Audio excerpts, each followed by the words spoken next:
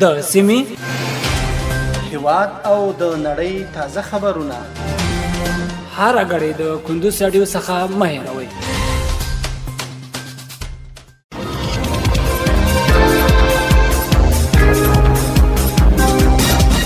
سلامونه او وخت مو بخیر. پام راوړم د کندوز رادیو د دې ساعت مهم او وروستۍ خبرونو ته. نن پنجشنبه د دغبرګولي 8مه نیټه ده چې د 2025 کال د مې له 9 نیټې سره سمون لري. روانه خبري ګړۍ درته زه عبدالجلیل احساس وړاندې کوم، خو په پیل کې هم د څو مهمو خبرونو سره ټکي.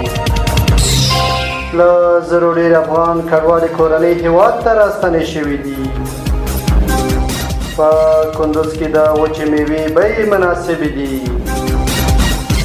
په فراه کې یو کس د جعلي پیسو د تبادلې په تور نیول شوی دی. او اسرائیلي ځواکونو د صنعا هوايي ډګر بمبار کړی دی. اوس هم بشپړ خبرونه. له زرو ډېر افغان کډوالې کورنۍ د بېلابېلو لارو له پاکستان او ایران څخه هېواد ته راستنې شوي دي. د کډوالو د ستونزو د حلالي کمیسیون رسنیو ته ویلي چې 1066 افغان کډوالې کورنۍ چې ټولې 4606 کسان کېږي په زور ایستل شوي او د تورخم، سپین بولدک او اسلام قلعه او نورو سرحدي لارو له پاکستان او ایران څخه هېواد ته راستنې شوي دي. د یاد کمیسیون د معلوماتو له مخې دغه مهاجرینو ته د کمیسیون له لوري اړین خدمتونه برابر شوي او تر ثبت وروسته سیم کارتونه او یو څه نغدي پیسې هم ورکړل شوي دي. په کندوز کې د وچې میوې بیې مناسبې دي. د لوی اختر د نږدې کېدو سره سم په کندوز ولایت کې د وچې میوې بازار تود شوی دی. خلکو د اختر د تیاریو لپاره بازارونو ته مخه کړې او د وچې میوې پیرودلو ته لیوال دي. یو شمېر دکانداران وایي چې کاروبار یې په دې وروستیو ورځو کې ښه شوی او د خرڅلاو کچه لوړه شوې ده. دوی زیاتوي چې د وچې میوې بیې هم د خلکو د خوښې وړ دي او زیاتره پیرودونکي پرته له کومې ستونزې اخلي. د کندوز اوسېدونکي خوښ دي چې سږکال د وچو میوې بیې نسبتا مناسبې دي او هر څوک کولی شي د خپل توان سره سم د اختر لپاره لازمي میوې واخلي.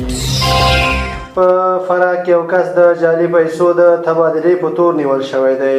د فراه د امنیې قمندانۍ ویان محمد نسیم بدري ویلي چې د فراه ولایت د بلابلک ولسوالۍ د امنیتي ځواکونو دغه کس د 8000 افغانیو د جعلي پیسو د تبادلې په جرم نیولی دی.